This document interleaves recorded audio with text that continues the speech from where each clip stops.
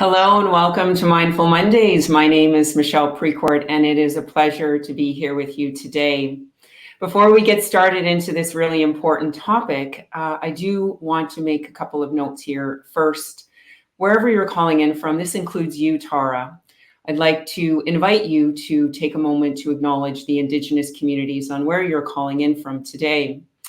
I am a descendant of the Manitoba Métis. However, I do recognize that I'm a settler here on the lands of the Squamish people, otherwise known as Squamish, British Columbia. If you're not aware, June is National Indigenous History Month, and 2 days from now is National Indigenous Peoples Day. So it's an opportunity for us to continue to learn from the individuals who are here before us.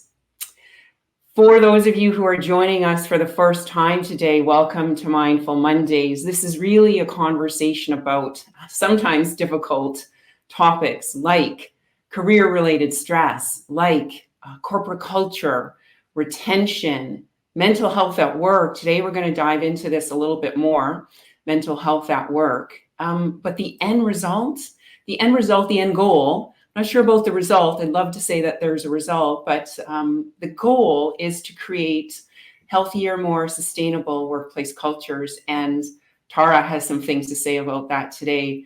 It leads us really nicely into our conversation. So hello and welcome, Tara. Thank you. Hi, Michelle. So lovely to be here. And thank you for that very genuine, beautiful land acknowledgement. You're welcome. I would like, it's showing up in the chat here, but to our viewers, please tell us where you're calling in from. We'd love to see. We've had folks from coast to coast to coast. We've had folks internationally. Wherever you're calling in from, please do drop that in the chat. And as well, if you've got any questions for Tara, we have about 30 minutes of Tara's time.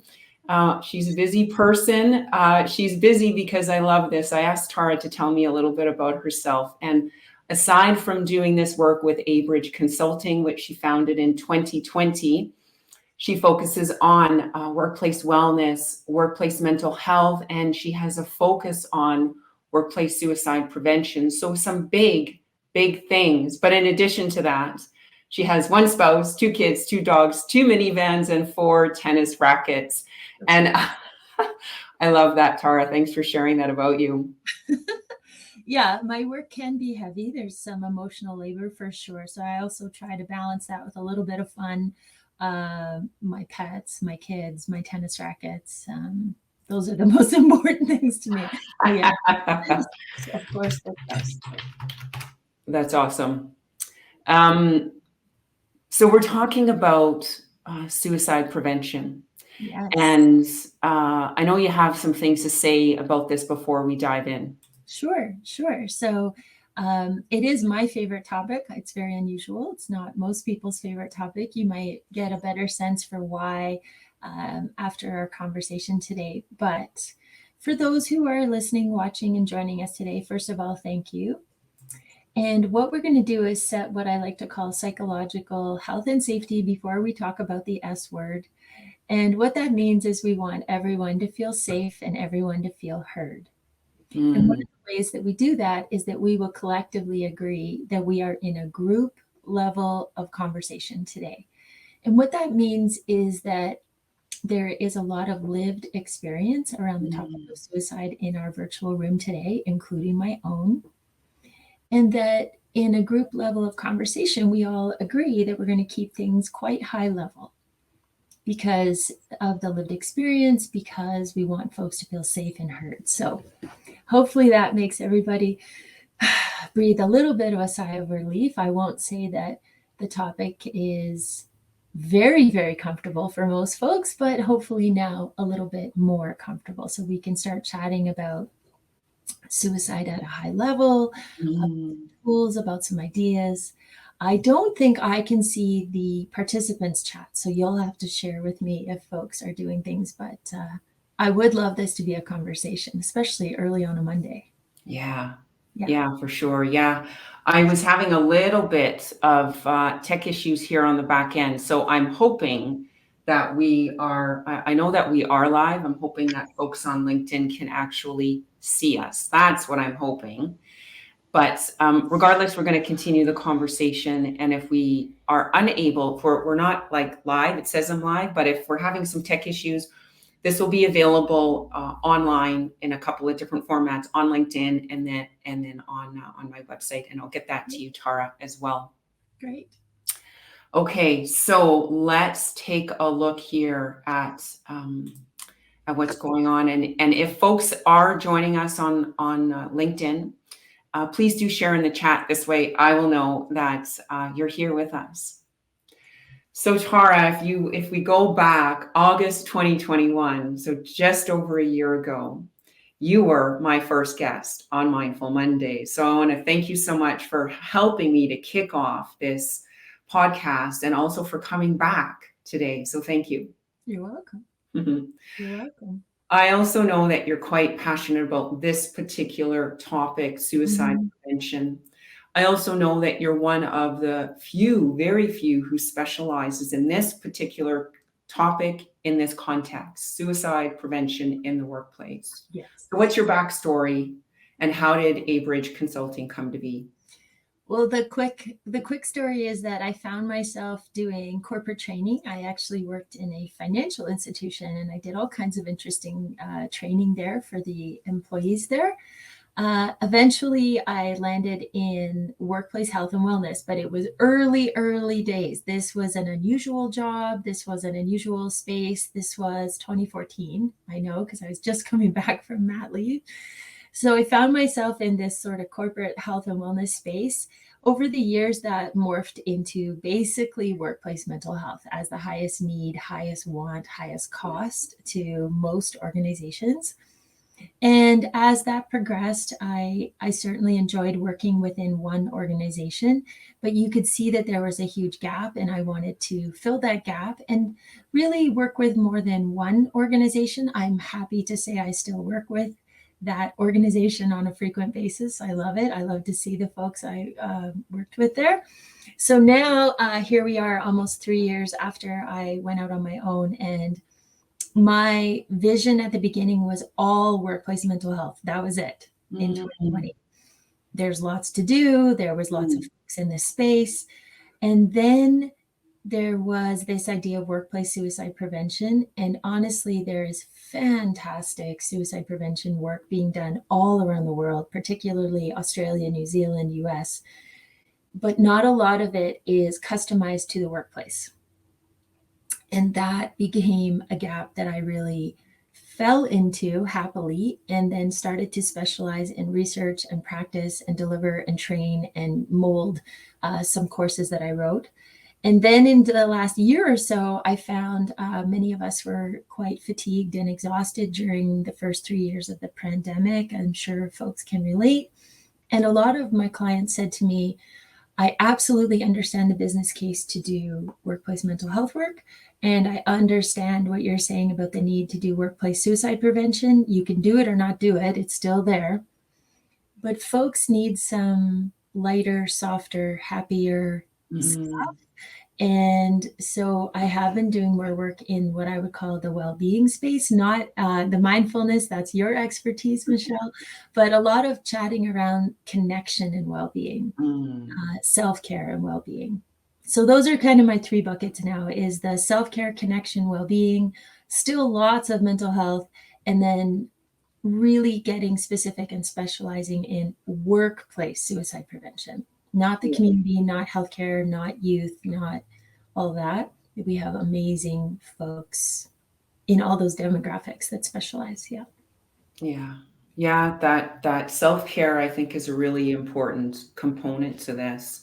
That's what's really on my mind lately. It was so interesting. I said, when I'm up at night thinking about things, I think about sort of the spectrum of self-care, peer support, professional care, suicide prevention, and how can I tie messages around self-care into suicide prevention. It's certainly much more than that, but tying all the S words together, I don't know. Yeah. That's what I've been playing with lately.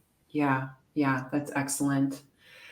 Tara, I just want to, I know we're live. Well, we are live, but I don't think our folks on LinkedIn are able to connect with us. So one of 2 things we can do, we can just carry on, or we could end the broadcast and reconnect and see if that works. What do you want to do? Well, if there are folks trying to join, do you want to do a quick retry and then we'll keep it shorter and sweeter? Yeah. Okay. Let's do that. Because I was expecting to see some things in the chat already. It's not happening. So for anyone who may be here, I don't know that there is anyone here, but if anyone is here, we'll be right back. Honest. Okay. So leave the studio and come back? Yeah. Okay. Can do. Thanks. Thanks. So we're back. Sorry, folks, for anyone who we had to drop. I have now been informed that we were in fact live and people could see us, but I couldn't see anything in the chat. So here we are again. We will carry on the conversation and as if nothing happened, right? We're fine. Technology never fails us, right, Tara? Gotta stay calm, carry on. Calm, carry on. Okay, so thank you for sharing a little bit of the backstory. Where we left off was around self-care. Yes. One of the things that I know is important to you, Tara, and the work that you do at Abridge Consulting is reducing the stigma. Mm-hmm. And suicide prevention is not something that we talk about regularly. Right. But should we? And if we do, what does that look like? Well, in my dream world, we all can talk a little bit more about suicide, the S word, and we get to a place where we can use that word in a way that's safe and comfortable-ish, maybe not completely comfortable. It's really, really important. So without doing any training for folks today, a couple of things to leave you with is that thoughts of suicide are much, much more common than folks may think. And thoughts of suicide are serious. So if you can go from a place of thoughts of suicide are serious, thoughts of suicide are common, we need to be able to talk to folks. We do. Usually what I do in any training class, even if it's not specifically around suicide prevention, I always sneak it in, is I will say to the group, no matter how big or small, hands up if you have been in a conversation that included suicide, ever. And again, keeping our psychological health and safety, it's a yes or no. It's not sharing the stories. So I will tell you that at a high level in the last 5 years, the lowest answer I've ever had in any group ever is 1/3. The highest I've had is 100%, several times. Wow. And the average is 2/3. So if you were to say that 2/3 of the folks that I have the chance to connect with have said, yes, I've been in a conversation around suicide. The second question is yes or no again. Have you had suicide prevention training? The answer is usually just me. Usually. Sometimes there's a couple of folks, and that's always great to see. So the way that I like to start the conversation is to acknowledge the gap, that thoughts of suicide are common. We have a breadth of lived experience around this topic, including my own, that the gap between the conversations we're finding ourselves in and the training we have to deal with those conversations is immense. And that's what makes me really, really excited. So if we can't reduce the stigma and give folks a couple of small tools to even get started, it doesn't have to be classified as a training. We're just missing the opportunity. We have to be able to connect and talk about it. So do you want me to give you a couple of quick things to perhaps say or not say without a huge training? Yeah, please. That'd be great. Okay. So acknowledging that thoughts of suicide are common and serious is really important. And also using the right language. And I often say I'm not the word police, and the words don't change everything, but the words are something in our control. And that's what always makes me excited about the words. So when you're thoughtful with body language and tone of voice, of course, but also the words you choose, every one of us can reduce stigma. So the most important thing we're going to do is try our hardest to remove the word committed. So aside from our topic today, if I said to you, use commit in a sentence, the most common response is commit fraud, commit a crime, that type of thing. So we want to move away from committed. Suicide is not selfish. It's not a crime. And we want to start saying that people die by suicide for many reasons. First of all, if you just take my own lived experience, I would like you and I to talk more positively about the people I lost they died by suicide. They didn't commit suicide. Also, if you are talking to me about someone I lost or around this topic, it impacts me, right? So the words are very important to me. And then the other one, because again, reinforcing that thoughts of suicide are very, very common, is that I want us to move away from saying that person is suicidal, like Tara is suicidal. People have thoughts of suicide, and it feels like a mouthful at first, right? Well, but you are suicidal is easier to say than you have thoughts of suicide. But it's such a huge difference because it's not all of who I am. I'm a whole person. And I also may have thoughts of suicide. I may have them for a short amount of time, a long amount of time. I may never do anything about them. I may live with thoughts of suicide my whole life. It might be a crisis. There's all kinds of things that may happen there. And then my last sort of free take it or leave it is if you don't have suicide prevention training, as the majority of folks, then I want you to have something in your own words where if you found yourself, like I said, in that conversation, at least 2/3 of us have found ourselves there, at least have something to say right away. Somebody shared with you they have thoughts of suicide. I want you to say, I don't know what to say right now, but I'm so glad you told me. Just have something right out of the gates. And I find that that will take the pressure off the person who's trying to help and the person who may have just been brave enough to share this with you. So if we just sort of take all the pressure down for a moment, I don't have a lot of training. Now, if you do have a lot of training, you will say some very different things. But if you don't, I want you to say, I don't really know what to do right now, but I'm really glad you told me. Yeah. So we don't have a lot of time to do too much, but I wanted to give folks a little bit of language there. So people die by suicide. People have thoughts of suicide. If you find yourself in these conversations, I want you to be able to say, I don't have all the answers, but I'm so glad you told me. I don't know what to do next, but I'm so glad you told me. Something like that. Yeah, thanks very much, Tara. I hadn't considered it from that perspective. And if folks are just joining us now, we're speaking with Tara Adams from Abridge Consulting, who does focused work around workplace prevention, workplace suicide prevention. And I so agree with what you said there, the I am statement. I am more than a woman. I am more than an HR professional. I am more than a consultant. I'm more than a spouse. I'm more than the thoughts in my head, right? And I think that that is a really good place to start. Something really simple that doesn't require a lot of formal training. The formal training is amazing. It is. And I do want to get to that because I have not been formally trained. And even if I think back to my HR training that I took with the University of Manitoba, I don't recall, it was a long time ago, but I don't think that mental health was really a focus. I hope that it is now for many undergrad and graduate degrees, because I think that it's relevant to all kinds of professions. Suicidal thoughts aren't exclusive to any person, any culture, any workplace.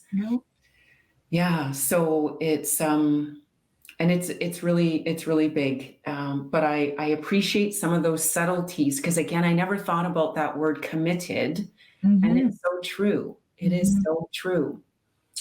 If there are any questions, please share those up in the chat. Love for Tara, love for you to be able to ask Tara some questions because so much knowledge here. So from a psychological safety perspective, of course, I'm not going to get into details, but I have personally been exposed to suicide in the workplace on a few occasions, and I didn't see the signs. Right. So my question for you is, and I suspect that resonates with other people, Tara. So what should we be looking for? Is there something that we should be looking for? Is there something that, we could prepare for? Any words of advice around this? Well, in the absence of training, and not every organization has the resources to do that. So in the absence of training, follow your gut, be brave, ask, notice, connect. You don't need all the answers.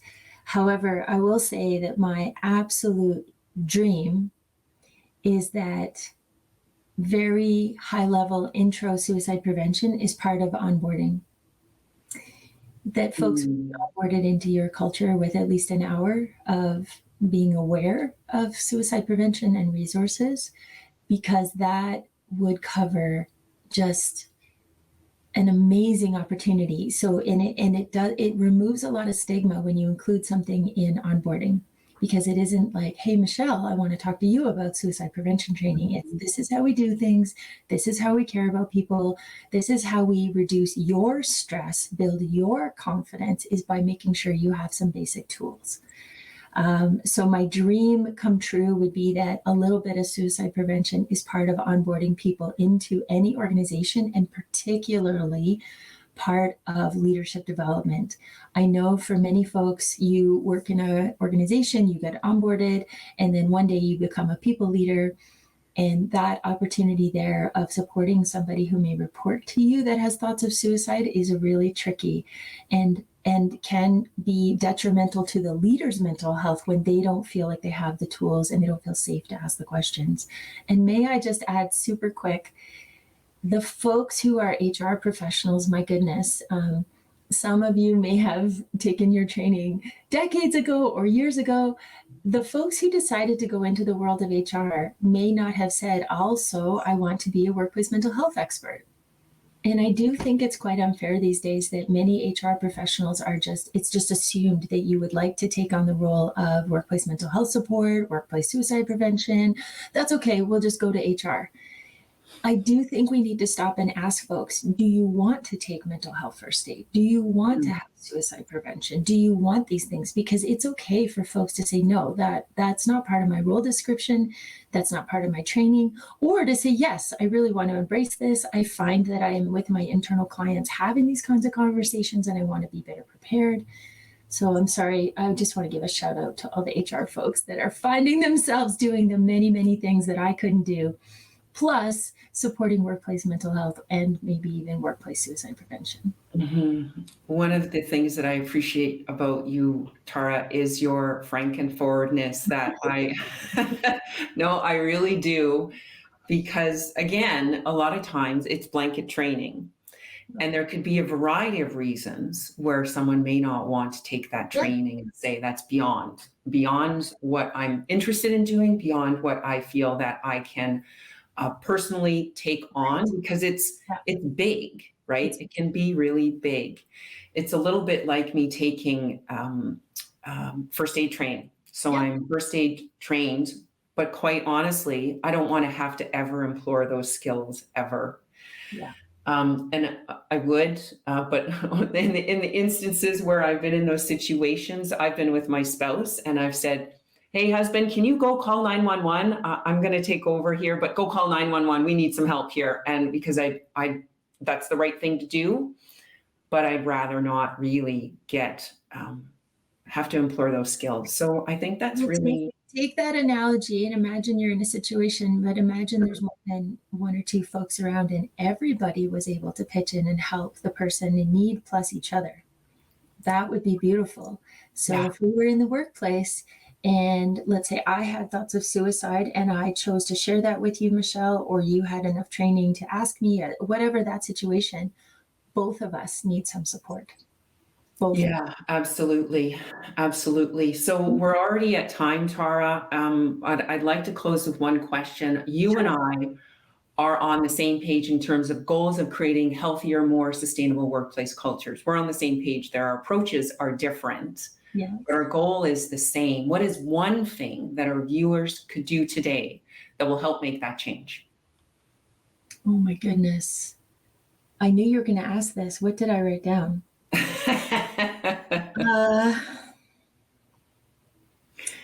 Embrace the soft skill training, your role, whatever it is, whatever your expertise is. Being a master of your skill is amazing.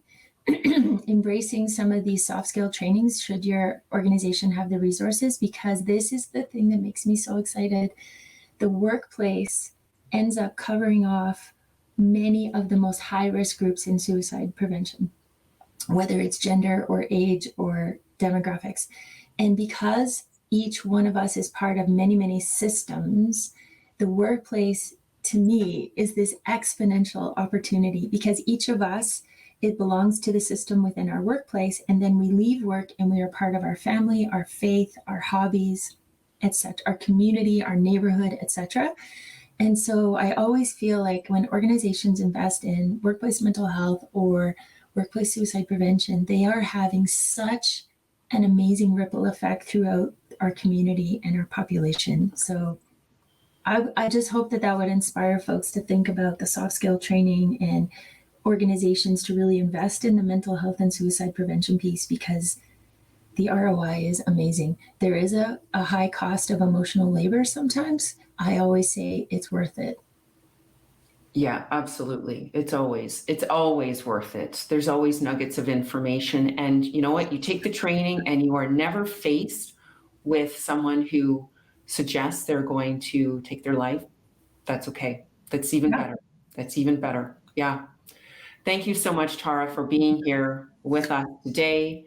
If you want to connect with Tara, she's here on LinkedIn, Tara Adams with Abridge Consulting. Before we close, I want to share with everyone here today, and maybe you'd like to join us as well, Tara, because you're in business, you also do content creation. And on July 17th is the next Mindful Monday. I'll be joined by Senior Learning and Development Specialist, Petra Mayer of Petra Mayer Consulting. And this is all about how to captivate your audience with custom learning programs. So we're going to hear more about how Petra and her team enhances course delivery and improves the success metrics through the use of attractive, high-value content that engages learners. So that's on July the 17th. If there are folks online with us, I can't see you. I can't even see the chat today. I'm really disappointed in that, because there's always great questions from you. I want to thank all of our viewers for joining us here today. Thank you again, Tara, and thank you again for dealing with some challenging tech issues. No worries. Yeah. All right. Well, I wish everyone a great rest of their day, and you as well, Tara. And until next time, be well.